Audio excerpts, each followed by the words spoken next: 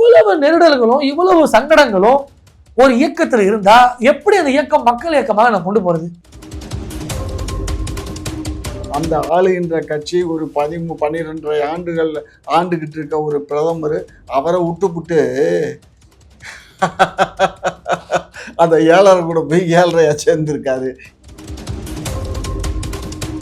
நாம அண்ணன் சொத்து சேர்த்து வச்சுக்கிறது உண்மைதான், பெரிய அளவுல சொத்து சேர்த்து வச்சிருக்காரு. எங்களை போன்ற இளைஞர்களை அவருடைய சொத்தாக சேர்த்து கொண்டிருக்கிறாங்க. இன்னைக்கு கிட்டத்தட்ட 20 லட்சம் பேர் உறுப்பினராக ஒரு கட்சியா ஆரம்பிக்காததுக்கு முன்னாடியே இன்னைக்கே 4% ஓட்டு வாங்கியிருக்கிறோம். 4% ஓட்டு தான் அந்த 20 லட்சம் பேர். நாங்களும் முக்கியமான மந்திரி ஆயிடுவீங்க. ஏதோ உங்க வாய்ப்புகள் பழிட்டாங்க. மூத்தவர் எங்களுக்கு முன்னோடி சொல்றது நடக்கட்டும்ன்றது சரி. ஒரு மாசம் முன்னாடி யார் ஆட்சியில் இருந்தா? யார் இருந்தா? பழைய சீட் வச்சிருக்காங்க, பழைய பஸ் வச்சிருக்காங்க, பழைய இன்ஜின் வச்சிருக்காங்க, பழைய ஒரு மாசம் முன்னாடி யாருங்க இருந்தா? யார் இருந்தா? நாங்க தான். அப்புறம் ஒரு மாசம் முன்னாடி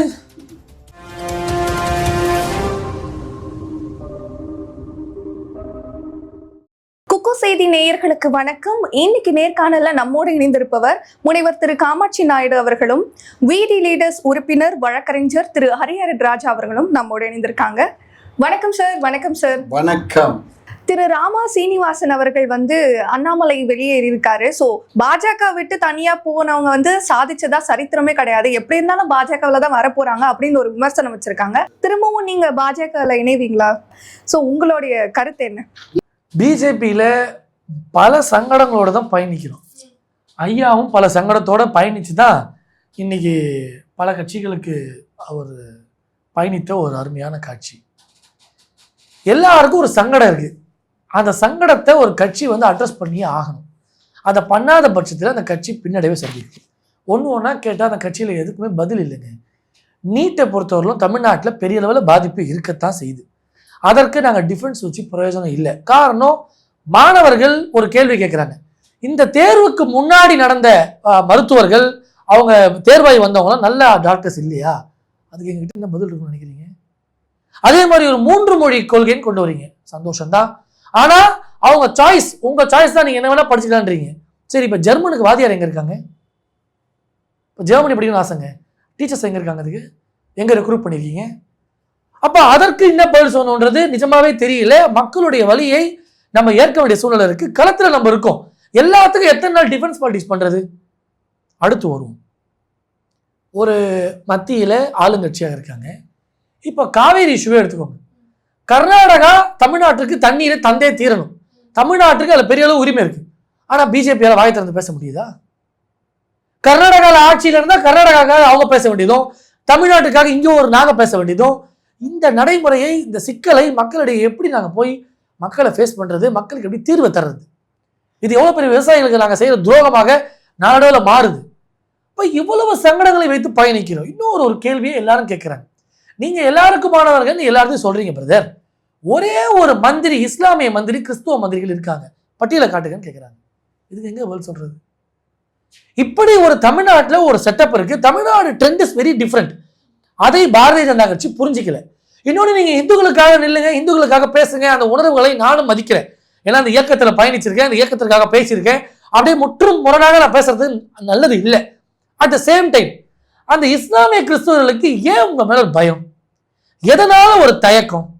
அந்த தயக்கம் தானே இந்த தருதலைகளுக்கு அரசியலா மாறுச்சு. திமுக காரங்களுக்குங்க ஐயா பாவங்க, அவரு மனித குல மாணிக்கம்.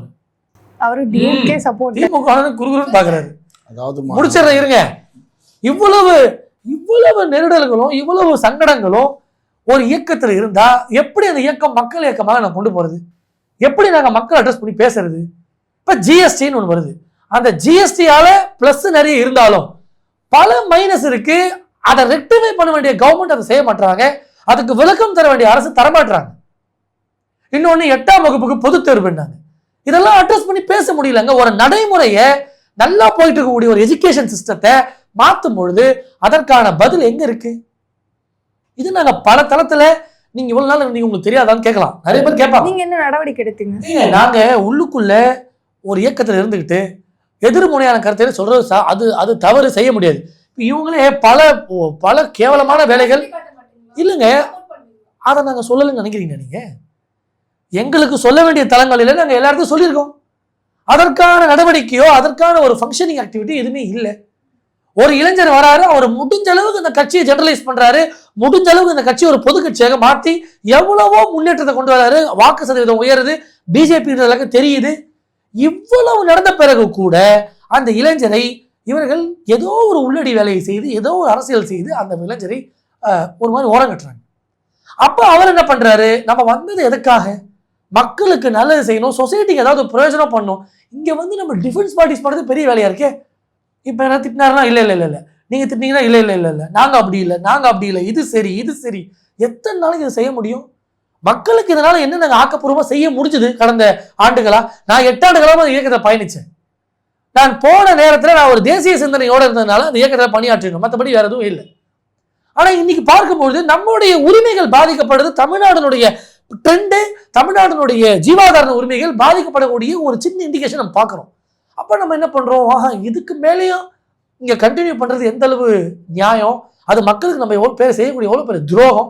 இன்னொன்று சிம்பிளா பார்த்தது தான், ஒரு அரசியல்ல ஒரு இளைஞர் ஐபிஎஸ் வேலையெல்லாம் விட்டுட்டு வரவருக்கே இந்த அளவுக்கு ஒரு செட்பேக் இருக்குன்னா, இப்போ எங்களை போன்ற இளைஞர்கள் இந்த கட்சி என்ன செய்திட முடியும்? மக்கள்கிட்ட போய் நாங்கள் இனி இனத்தை பேசிட முடியும்? அப்போ எக்ஸாஸ்ட் ஆயிடுச்சு. இந்த பிஜேபியில் இருக்கக்கூடிய அஜெண்டாங்களோ, பிஜேபி சொல்லக்கூடிய சித்தாந்தங்களோ, it is been exhausted, it is no more. ஒரு செக்குலர் கண்ட்ரியில வந்து சில விஷயங்களை சில மாநிலங்கள் இவங்க செஞ்சிடறாங்க, அதை தமிழ்நாட்டில் நாங்கள் வாதம் பண்ணவே முடியலங்க. இப்போ ஒருத்தருடைய உடையோ, ஒருத்தருடைய உணவோ, ஒருத்தருடைய அது வந்து it is a private thing, அது அவங்களோட தனிப்பட்ட உரிமை. நீ இதை சாப்பிடக்கூடாது, நீ இதை தான் கும்பிடணும், நீ அப்படி செய்யக்கூடாது, இப்படி செய்யக்கூடாது, அதை நம்ம சொல்லவே முடியாது. ஆஸ் பர் கான்ஸ்டிடியூஷன் அந்த உரிமை நமக்கு கிடையாது. ஒரு செக்குலர் கண்ட்ரின்னும் போது எல்லாரையுமே நம்ம ஒரு பிரதர்லிஹுட்டா எடுத்து செய்யணும். ஈவன் எல்லா மதங்களிலும் குற்றவாளிகள் இருக்கத்தான் செய்யறாங்க. ஆனா இங்க எப்படி ஒரு நரேஷன் வருதுன்னா, ஒரு குறிப்பிட்ட மதத்தையோ குறிப்பிட்ட ஜாதியில தான் அந்த அஃபெண்டர்ஸ் இருக்காங்கன்ற மாதிரி ஒரு செட்டப்பை இவங்க கிரியேட் பண்ணக்கூடிய வேலைகளால எங்களால தான் போய் பப்ளிக்கை ஃபேஸ் பண்ண முடியல, பேச முடியல. ஒரு இஸ்லாமியர் வீட்டுக்கு போக முடியல, ஒரு கிறிஸ்துவ வீட்டு ஃபங்க்ஷனுக்கு போக முடியல, எங்களுக்கு கூட அவங்க வர முடியல. ஏதோ ஒரு நெருடல் இருந்துகிட்டே இருக்கு. அப்போ இந்த அளவு ஒரு நெருடலோட ஒரு இயக்கம் தமிழ்நாட்டில் பயணிக்க முடியுமா? அந்த நெருடலெல்லாம் தாண்டி ஒரு இளைஞர் வேலை பார்த்துட்டு இருக்கிறாரு. அந்த இளைஞரோட நாங்கெல்லாம் ஒரு படகுல பயணிக்கிறோம். ஆனாலும் இவ்வளவு செட்பேக் இருந்தும் பத்தாத்துக்கு தலைவர்களோட உள்ளடிகள் வேற. இவ்வளவு பெரிய பிரச்சனை ஆயிடுச்சு. ஒருத்தர் கூட இருந்தவர், இப்ப நானும் நீ பழகி இருக்கோம் மேடம், நீங்க ஏதோ ஒரு சண்டையில வெளியே போயிட்டீங்க, நான் உங்களை பத்தி அவதூறு சொன்னா எவ்வளவு பெரிய தப்பது. பழகிய நாட்கள் ஒன்று இருக்குல்லங்க, ஃப்ரெண்ட்ஸா இருந்திருக்கிறோம், நிறைய விஷயங்கள் ஷேர் பண்ணி பேசியிருப்போம். அந்த ஒரு நன்றி கடன் இருக்கணும்ல. அந்த இயக்கத்தை வளர்த்திருக்காரு, 3% ஆனது 11% ஆனார். வெளியில போனோன்னு அவங்க சாணியை கரைச்சி ரெடியா நிக்கிறாங்களே. அப்போ தொண்டர்கள் கேட்கக்கூடிய கேள்வி, அப்போ இவ்வளவு வன்மத்தோட பயணிச்சிருக்கீங்களா? நாங்கெல்லாம் உங்களை தலைவர்கள் நினைச்சோம், நாங்க சீட்டு கொடுத்தோம், அவரை வந்து மோடி பக்கத்தில் உட்கார வச்சோம், அவருக்கு அவ்வளோ இது ஒரு ஃப்ளைட்டு வச்சோம், ஹெலிகாப்டர் கொடுத்தோம், அவ்வளோ பார்த்துக்கிட்டோம். எது எஃபிஷியன்சி இல்லாத ஒருத்தரை பார்த்துக்கிட்டீங்களா? கட்சியால் அவருக்கு பயன், அவரால் பெரிய அளவு கட்சிக்கும் பயன். அதை புரிஞ்சுக்கணுமா கூடாதா? இவ்வளவு பிரச்சனையை பண்ணிட்டு இப்போ ஒரு ஆர்ப்பாட்டம் நடத்துறாங்க. சரி, இப்போ அண்ணன் ஒரு தலைவர், இப்போ அண்ணன் கிட்ட வந்து நான் வெளியே படின்னு வைங்க, அண்ணன் கேட்கும்போது ஹரியா அவன் அப்பயே அப்படிதாங்கன்னு சொல்லுவாரு, அது இயல்போடு வச்சுப்போம். ஆர்ப்பாட்டத்தில் என்ன பேசணும்? இப்போ இவர் தான் ஆளுங்கட்சினா திமுக ஒழிக, திமுக திட்டங்கள் ஒழிகன்னு சொல்றது தான் ஆர்ப்பாட்டத்தோட வேலை. ஆர்ப்பாட்டத்தில் வந்து பாரதிய ஜனதா கட்சி யாரும் அழிக்க முடியாது.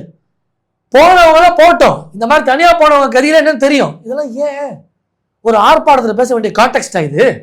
அப்ப தொண்டர்கள்லாம் அங்க மிச்சமைதி இருக்கக்கூடிய தொண்டர்களோட யோசிக்கிறாங்க, என்னடா இது, ஆர்ப்பாட்டம் போனோம் அதே பேசுறாங்க, போராட்டம் போனோம் அதே பேசுறாங்க, இன்னர் ஹால்லையும் அதே பேசுறாங்க. அப்போ இதுல இருந்தே தெரியுது அந்த ஒற்றை நபர் தான் இந்த கட்சியை வளர்த்திருக்காரு, அவரை ரிவால்வ் பண்ணி தான் இந்த பார்ட்டி ரன் பண்ணியிருக்காங்க. இப்ப சமீபமா அந்த 4 ஆண்டு காலம் பிரஸ் திறந்தா பிஜேபி, மீடியாவை திறந்து பார்த்தா பிஜேபி, நியூஸை பார்த்தா பிஜேபி, நாடாளுமன்ற தேர்தலில் ஜெயிச்சோமோ தோத்தோமோ எங்க பார்த்தாலும் தாமரை சின்னம் நினைச்சு பிஜேபி. இப்படி ஒரு லைம் லைட்ல இருந்த கட்சி இன்னைக்கு லைமையும் காணும், லைட்டையும் காணும். சரி, இவ்வளவு நேரம் அவர் பேசினதை பத்தி நீங்க என்ன சார் நினைக்கிறீங்க? அதாவது கர்நாடகாவில் தேர்தல் நடந்தது, பொது தேர்தல். அந்த தேர்தலில் இவருக்கு ஒரு பொறுப்பை கொடுத்து இவர் அந்த பிரச்சாரத்தில் இருந்தார். அது இருந்ததில் அந்த கர்நாடகாவில் வந்து அந்த பாரதிய ஜனதா தோற்று போச்சு. ஆனால் இவருடைய செயல்பாடுகள் நல்ல முறையில் இருந்தது அப்படிங்கிற காரணத்தினால இவரை வந்து தமிழ்நாடு தலைவர் ஆக்குறோன்னு சொன்ன உடனே அவர் ஐபிஎஸ் போஸ்ட்டை ரிசைன் பண்ணிவிட்டு தமிழ்நாட்டில் வந்து தமிழ்நாடு தலைவராக பொறுப்பேற்று ஊராக பஸ்ஸில் ஊராக நடைப்பயணம் போனார். ஆனால் பஸ்ஸில் போனார். ஊருக்கு முன்னாடி இறங்கிடுவார், அது ஊருக்குள்ளே நடந்து போவார், அவுட்டரில் போனவுடனே பஸ்ஸில் ஏறிக்குவார். இத்தியாதி எல்லாம் அந்த பஸ்ஸில் இருந்துச்சுன்னு தகவல் நான் கண்ணில் பார்க்கல. எல்லாருமே அப்போ அந்த நேரங்களில் எல்லா பத்திரிகையிலையும் எழுதுனாங்க, இந்த மாதிரி எல்லாம் இருந்தது அப்படின்னெல்லாம் எழுதுனாங்க. அப்படியெல்லாம் பண்ணி கொஞ்சம் மக்களை வந்து கவர் பண்ணார். ரெண்டாவது திமுக அரசு எங்கள் அரசை பற்றி கண்ணா பின்னான்னு அறிக்கை 1, 2, 3ன்னு கொடுத்தாரு. ஆனால் எதையுமே அவர் நிரூபிக்கவும் இல்லை, கோர்ட்டுக்கு போகவும் இல்லை, சொன்னதோடு சரி. ஆனால் மக்கள் மத்தியில் ஒரு விதமான ஒரு பேரை உண்டு பண்ணார். அந்த பேரை உண்டு பண்ண உடனே அவருக்கு என்ன ஆயிடுச்சு, சிறுன்னு நம்ம தான் பிஜேபி அப்படிங்கிற மாதிரி வந்தார். அவரை நல்ல முறையில் தான் கவனிச்சாங்க. இப்போ பிஎம் உள்துறை இவங்க பக்கத்திலே உட்காத்தி வச்சு இவருக்கு, அதாவது இவர் பேச ஆரம்பித்த உடனே, இவர் பேரை சொன்ன உடனே இளைஞர்கள்லாம் எந்திரிச்சு பெரிய அளவில் கூப்பாடு போட்டானுங்க. இது பிடிக்குமா அமித்ஷாவுக்கு? பார்த்தாரு, இது என்னடா பெரிய வம்பா போச்சு, எவனோ ஒரு தமிழ்நாட்டிலேருந்து ஒருத்தன் வர்றான் அப்படின்னு நினச்சிட்டு போயிட்டார். அவர் போனதுக்கப்புறம் யோசிச்சு பார்த்தாரு, இவன் சரிப்பட்டு வரமாட்டான்னு சொல்லி இவனை கழட்டி விடுவோன்னு சொல்லி கழட்டி விட்டாங்க. கழட்டி விட்டாங்கன்னா அந்த பீரியடு 3 வருஷம் முடிஞ்சதுக்கப்புறம் தான் கழட்டி விட்டாங்க. அதுக்கப்புறம் இவர் அவங்கள்ட்ட போனார், வந்தார், நாடாளுமன்ற தேர்தல் வந்துச்சு, சட்டமன்ற தேர்தல் வந்துச்சு, எல்லாத்துக்கும் அப்படி இப்படின்னு பண்ணிக்கிட்டு இருந்தார். கடைசியில் பார்த்தா இவர் மேலேயே ரெய்டு நடந்துருச்சு. ஏகப்பட்ட ஒரு 200, 300, 2000 கோடியோ 2500 கோடியோ வந்து சம்பாரிச்சிட்டாரு. அதுக்குள்ளே எப்படியெல்லாம் சம்பாரிச்சாரு, அந்த ஆருத்ரா கோல்டில் எவ்வளோ பணம் வந்துச்சு, அதுக்கப்புறம் எப்படி அவர் மச்சினம் பேரில் ஒரு 200, 300 கோடி வந்துச்சு. ஒய்ஃபுடைய வருமானம் வந்து ஒரு சாதாரண அந்த அம்மாவுக்கு மிஞ்சி போனால் ஒரு வருஷத்துக்கு ஒரு 10 லட்சமோ 20 லட்சம் தான் வருமானம் வரும். ஆனால் 200 கோடி 300 கோடி வருமானம் வந்ததாக கணக்கை காட்டினார். ஒரு வாட்ச் சமாச்சாரம் தெரியுமா?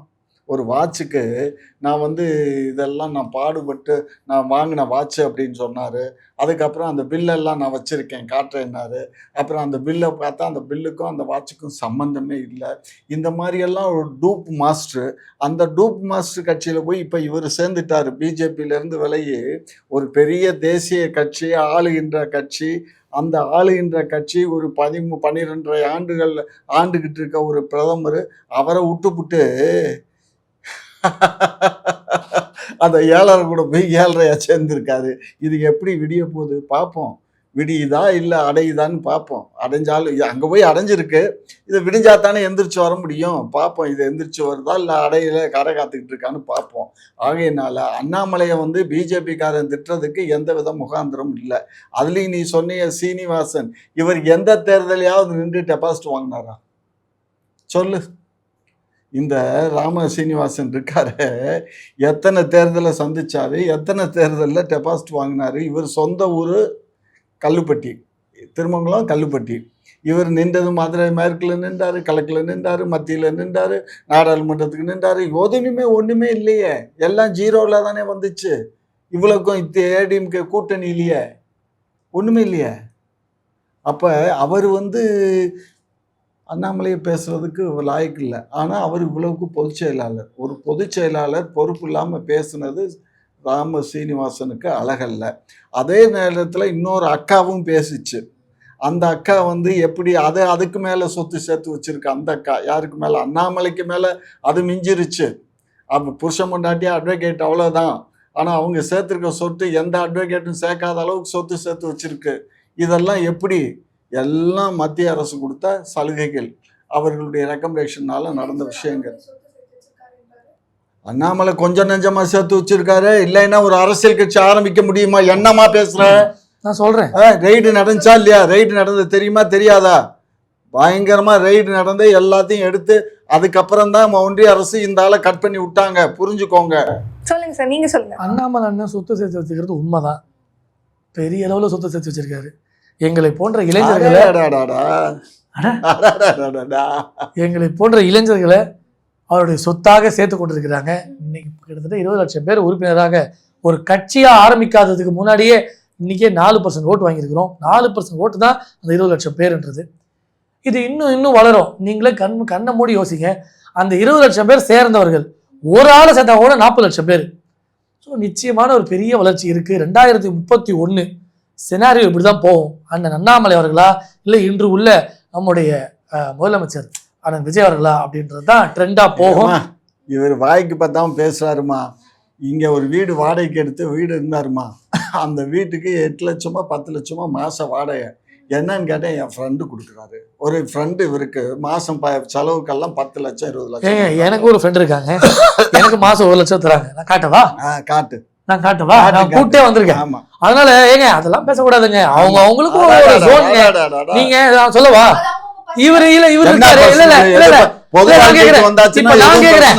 வாழ்க்கைக்கு கோபாலபுரத்துல ஐயா கருணாநிதி அவர்கள் என்ன சொத்தோட வந்தாரு, இன்னைக்கு என்ன சொத்து இருக்கு, யார் வீட்டு பணங்க அதெல்லாம்?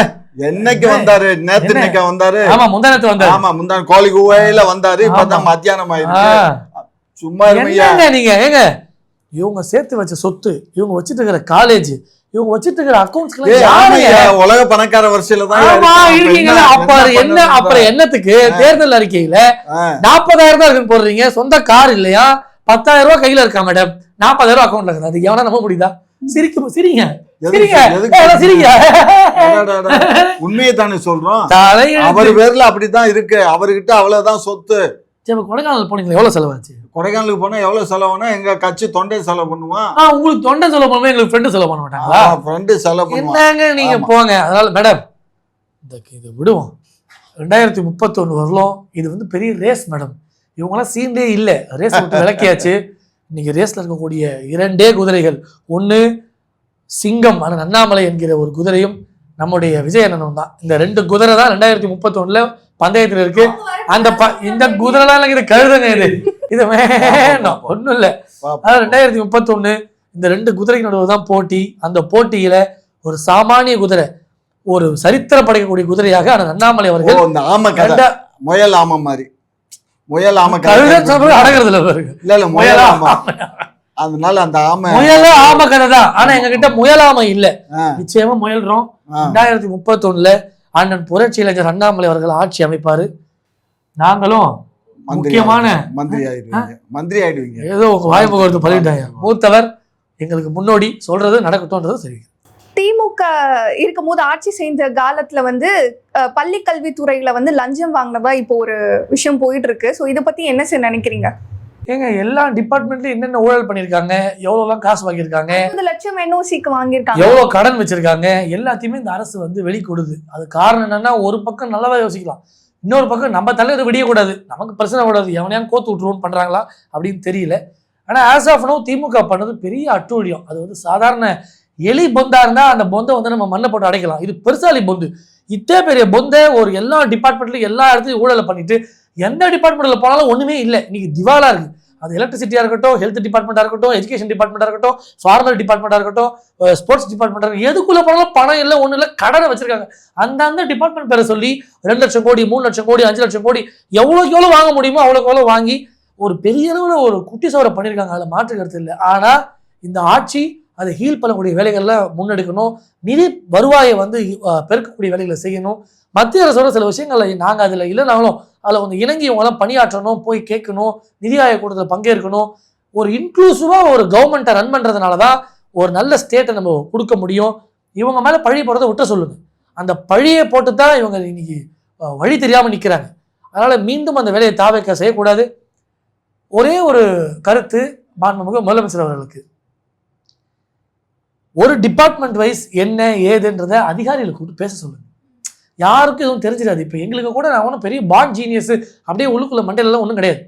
அந்தந்த அதிகாரிகளை கூப்பிட்டு ஒவ்வொரு டிபார்ட்மெண்ட் என்ன நடக்குது, ஏது நடக்குது, முதலமைச்சரை கொஞ்சம் பேச சொல்லுங்க, கேட்க சொல்லுங்க. டைமுக்கு வராரு, அவர் கேட்டை திறக்கிறாரு, அவர் கார் கண்ணாடியை திறக்கிறாரு, அவர் கையாட்டுறாரு, அவர் சிரிக்கிறாரு, இதுவா நியூஸ்? அவர் கையால சாப்பிடுறாருயா, என்ன பேசுற நீ? அப்படி இதுவா நியூஸ்? நியூஸ் எப்படி இருக்கணும்னா, இந்த ஆட்சி இதை பண்ணுச்சு, விஜய் அவர்கள் அதிகாரிகளை கூட்டு பேசுறாரு, விஜய் அவர்கள் எல்லா துறையிலும் போய் ஆய்வு மேற்கொள்றாரு, விஜய் அவர்கள் கனிவான நடவடிக்கையை உடனே எடுக்கிறாரு, பெண்கள் பாதுகாப்புல அவ்வளவு கண்ணும் கருத்துமா இருக்காரு, இப்படி வரணும் ஒரு கவர்மெண்ட் நியூஸ். அப்பதான் ஓட்டு போடுறவங்களுக்கு சந்தோஷம், போடாத எங்களுக்கும் அது ஒரு பெரிய மகிழ்ச்சி. ஐயோ மிஸ் பண்ணிட்டோமே இந்த ட்ரெயினை அப்படின்னு தோணும். அதை விட்டுட்டு இன்னும் அந்த நடிகர் இதில் கேரவன் பாலிடிக்ஸை இன்னும் பண்ணாதீங்க. அந்த கேரவன் பாலிடிக்ஸ் ஒரு கட்டத்துக்கு மேலே எடுபடாது அப்படின்றது தான் தமிழ்நாட்டுடைய reality. If you are continuing this caravan politics you will be no more in politics. 2031 உங்களுடைய எண்டு கார்டு ஆகக்கூடிய வாய்ப்புகள் பிரகாசமாக இருக்கும். அதனால முன்னெச்சரிக்கையாக வேலை பாருங்க அப்படின்றது தெரிவிக்கிறேன். ஐயா, உங்களை கேட்கும் போது நாங்க வந்து தூய்மையான ஆட்சி, நாங்க நிறைய நல்லது பண்ணிருக்கோம் அப்படின்னு சொல்றீங்க. எங்க ஆட்சியில ஒரு குற்றம் கூட இல்லைன்றீங்க. ஆனா உங்களை பத்தி இவ்வளவு சொல்றாரு. ஏமா வெள்ளை அறிக்கைன்னு ஒரு வெள்ளரிக்கை அறிக்கை ஒன்று வெளியிட்டாங்க. அதுலேயே என்ன சொல்லியிருக்காங்க, இந்த திமுக அரசு வந்து 5 லட்சம் கோடி கடன் வாங்கியிருக்கு. அந்த 5 லட்சம் கோடி கடன் வாங்கினதில் 2,13,000 கோடி வந்து அதாவது 33% வட்டி கட்டியிருக்காங்க. மீதம் வந்து 33% போனால் மீதம் 67% தான் இவங்க இன்ஃப்ராஸ்ட்ரக்சர்ஸ் ஒர்க்கு பண்ணியிருக்காங்க அப்படின்னு அவங்க வெள்ளரிக்கையிலே சொல்லிட்டாங்க. புரியுதா? அதில் இது உண்மை அதுலேயே தெரிஞ்சு போச்சு.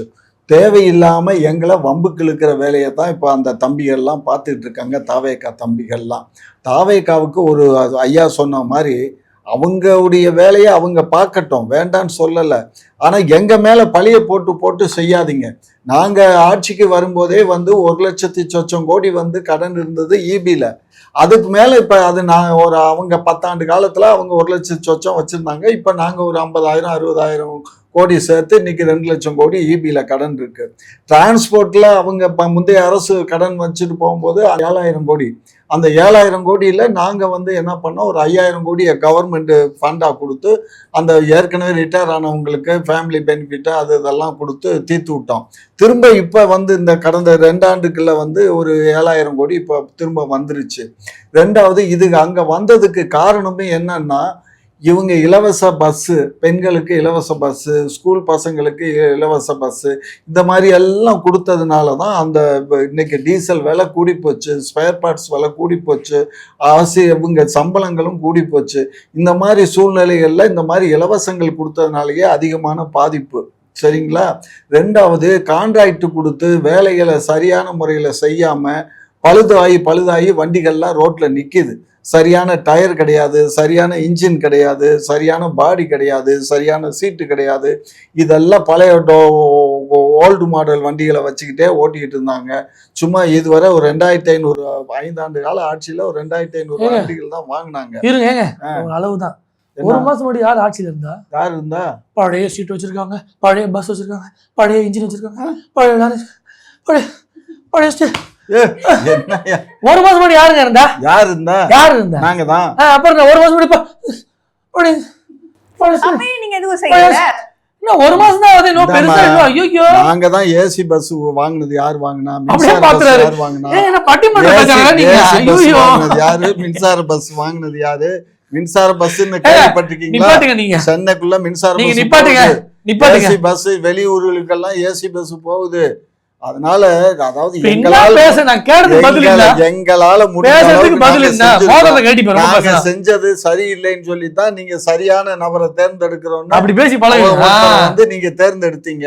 இப்ப தேர்ந்தெடுக்கப்பட்டவர் என்ன செஞ்சாருங்கிறது நமக்கு தெரியணும். அவர் சட்டமன்றத்துல உட்காந்துக்கிட்டு தூங்குறாரா இல்ல சட்டமன்றத்துல பேசுறதெல்லாம் கேட்கிறாரா? முதலமைச்சர் குறுக்கிட்டதையே பார்க்கலனா ஒரு பேச்சு பேசிட்டு இருந்தா ஒரு அமைச்சர் ஒரு பதில சொல்றாரு, ஒரு எம்எல்ஏ கேட்கிற கேள்விக்கு அமைச்சர் சொல்றாரு. அவர் என்ன செய்யணும்? உடனே இதை நீங்க பாருங்க, பழைய இதுகளை எடுத்து பாருங்க, ஒரு மாசம் முன்னாடி பாருங்க அதை அப்படின்னு சொன்ன உடனே அவர் மந்திரி உட்காந்துருவாரு. இவர் உடனே அதை முதலமைச்சர் சொல்ல ஆரம்பிச்சிருவாரு. புரியுதுங்களா? ஸோ இதெல்லாம் வந்து இதுதான் சட்டமன்றம், இப்படித்தாம்மா இருக்கணும். எல்லா சப்ஜெக்ட்லையும் நாலேஜபிளாக இருக்கணும். அதாவது இவர் சொன்னதை நான் 100க்கு 100 ஏற்றுக்கிறேன். அந்தந்த டிபார்ட்மெண்ட்டில் இருக்கக்கூடிய செயலாளர்களை கூப்பிட்டு டெய்லி வந்து பார்ப்பாங்கம்மா. நான் கலைஞர் இருக்கும்போது பார்த்துருக்கேன், ஸ்டாலின் வீட்லேயும் பார்த்துருக்கேன். ரெண்டாவது இன்னொன்று என்ன தெரியுங்களா? சிஐடி இருக்காங்க பாருங்க, அவங்க பூரா அந்த சிஐடியில் அவர் டிபார்ட்மெண்ட் எல்லாமே வந்து ஒப்பிச்சுட்டு போயிடுவாங்க. இன்னென்ன ஊரில் இப்படி நடக்குது, அங்கே நடக்குது, இங்கே நடக்குதுன்னு இதெல்லாம் ஒரு நோட்ஸ் எடுத்துக்குவாங்க. அவங்க பிஏ எடுத்துக்கிட்டு அதுக்கப்புறம் எந்தெந்த நேரத்தில் போய் சட்டமன்றத்தில் உட்காந்து இதில் கோட்டையில் உட்காந்து எல்லாத்தையும் லெஃப்ட் அண்ட் ரைட்டு கொடுப்பாங்க. எல்லா கலைஞரும் அப்படித்தான், ஸ்டாலின் அப்படித்தான். அப்படிலாம் நிர்வாகம் பண்ணால் தான் பண்ண முடியும். சும்மா வந்து நாங்கள் ரவுடியில் பிடிச்சோம், ரவுடியில் எந்த ரவுடி மேலே என்ன வழக்கு போட்டீங்க சொல்லுங்க அக்கா? அதை ஒரு ரவுடியாக கேட்கக்கூடிய அதிசயத்தை பாருங்க. இல்ல ரவுடி மேல ரவுடியை பூரா நாங்க பிடிச்சோம்னு சொன்னீங்களே, எந்த ரவுடி மேல என்ன செக்ஷன்ல கேஸ் போட்டு உள்ள தள்ளி இருக்கீங்க? தமிழ்நாடுடைய அவலமா ஒண்ணுமே கிடையாது, புரியுதா? அதே மாதிரி நாங்க கஞ்சாவை மாவட்டந்தோறும் காவல்துறையை முடுக்கி விட்டுருக்கோம். கஞ்சா பிடிச்சோம், கஞ்சா பிடிச்ச பூரா கட்சிக்காரன் தானே வைக்கிறான். அந்த நேத்து கஞ்சா பிடிச்சோம் அவரே ஒத்துக்கிறாரு. இந்த அளவு ஒரு கஞ்சா பிடிக்கிறவங்க ஒத்துக்கக்கூடிய அளவு யாரு கஞ்சா வச்சிருந்தா? அவங்க கட்சிக்காரன் தான் வச்சிருக்கான், அவங்கள தான் பிடிச்சிருக்கானுங்க. அதே மாதிரி ரேப் பண்ணது யாரா ரேப் பண்ணான்னா அவன் தான் ரேப் பண்ணியிருக்கான். அன்னைக்கு போய் இதுல பாத்தீங்கன்னா அந்த பொண்ணுகள்லாம் வந்து அந்த அந்த எக்ஸசைஸ் பண்ணக்கூடியதுல பாத்தீங்கன்னா ஜிம்ல போய் அந்த ஜிம்மர் என்ன பண்ணியிருக்கா, 2 பொண்ணு அங்க வந்து பாலியல் பலாத்காரம் பண்ணியிருக்கான். கடைசியில 2 பய பண்ணிருந்ததுல ஒருத்தன் ஓடி போயிட்டான். இவன் பெங்களூர் போய் ஒளிஞ்சிருந்தான். இவனை பிடிச்சி கொண்டு வந்தாச்சு. ஒரு போலீஸ்காரரை போய் தைரியமா அடிச்சா. ஒரு போலீஸ்காரர் எங்க ஆட்சி காலத்துல லேசா அப்படி தொடையில தட்டினதுக்கு தொடையில தட்டிட்டாங்கன்னு சொல்லி அது கூட அந்த அம்மா கம்ப்ளைண்ட் கொடுத்து இது தெரியாம பட்டுச்சுன்னு அந்த அம்மா வாபஸ் வாங்கிருச்சு. அதுக்கு கூட இவங்க மிரட்டி வாபஸ் வாங்க வச்சாங்க. மிரட்டி அப்படின்னு எல்லாம் வீரவசம் நீரும் பேசுனையா. இதெல்லாம் என்னாச்சு இப்ப கண்ணுக்கு? அது தப்பு தான். அவன் வந்து அடிச்சதுன்னு சொல்ல முடியல. அவன் ஏதோ கை தெரியாம தவறி பட்டிருக்கு, இப்படி காதை தோண்டி இருக்கான் அப்படின்னு இருக்கான். அது அந்த மாதிரி. அதனால சிரிப்பு பாருங்க. அதனால காவலரை வந்து தாக்கி இருக்கான் 2 பய. இது எவ்வளவு பெரிய அநியாயம், என்ன அநியாயம். அதே மாதிரி இந்த சிங்க பெண்கள் பாத்தீங்கன்னா நேற்றுக்கு 2 பயலுக்கு பாருங்க. விஜய் கட்சிக்கு ஒரு பெரிய ஒரு சாபக்கேடு. எல்லா திருட்டு வேலையை பண்ணவங்களையும் உங்களை கேள்வி கேட்கறதும் ஆயிடுச்சு பாருங்க. நீங்க எப்படி ஒரு நிலைமை, சும்மா எதிரி கூட நிலைமை அவ்வளவு. சும்மா அதாவது அயோக்கியத்தனத்தின் உருவமே அண்ணாமலை. அண்ணாமலைக்கு சிஷியன் எல்லாம் எப்படி இருப்பாங்க? அண்ணாமலை மாதிரி தானே இருப்பாங்க. புரியுதா உங்களுக்கு? இப்ப தாவைக்காரவங்களை கூப்பிட்டு பேசுனீங்கன்னு வச்சுங்க, அவங்க தலைவர் எவ்வளியோ அவளி. இப்ப என்ன வச்சுக்கோ, எங்க தலைவர் எவ்வளியோ அவளி. எங்க தலைவர் நல்ல வழியில போறதுனால நான் நல்ல வழியில சொல்லிக்கணும். மக்கள் யாரும் அப்படி சொல்லல. மக்கள் சொல்லலேன்னு நீ நினைக்காத. மக்கள் சொல்லலைன்னா எங்களுக்கு எத்தனை கோடி வாக்குகள் வந்தது சொல்லுங்க. முடிச்சு விடுங்க. சும்மா அந்த வேலையெல்லாம் வச்சுக்காதீங்க, முடிச்சு விடுங்க. இதுவரைக்கு ஆண்டவன் தான் காப்பாத்தணும். ஆண்டவன் ஐயா நாயுடு. இது போன்ற நிறைய நேர்காணல்கள் பெற மறக்காம குக்கு செய்திகள் யூடியூப் சேனலை சப்ஸ்கிரைப் பண்ணுங்க. பக்கத்துல இருக்கக்கூடிய பெல் ஐகானை கிளிக் பண்ணி ஆல் என்ற ஆப்ஷனையும் செட் பண்ணிக்கோங்க. அப்பதான் நாங்க என்ன வீடியோஸ் போடுறோமோ அது எல்லாமே நோட்டிபிகேஷனா உடனுக்குடன் வந்து சேரும். லைக் பண்ணுங்க, உங்க ஃப்ரெண்ட்ஸோட ஷேர் பண்ணுங்க, உங்க கருத்துக்களை கமெண்ட் செக்ஷன்ல பதிவு பண்ணுங்க. நன்றி சார். நன்றி.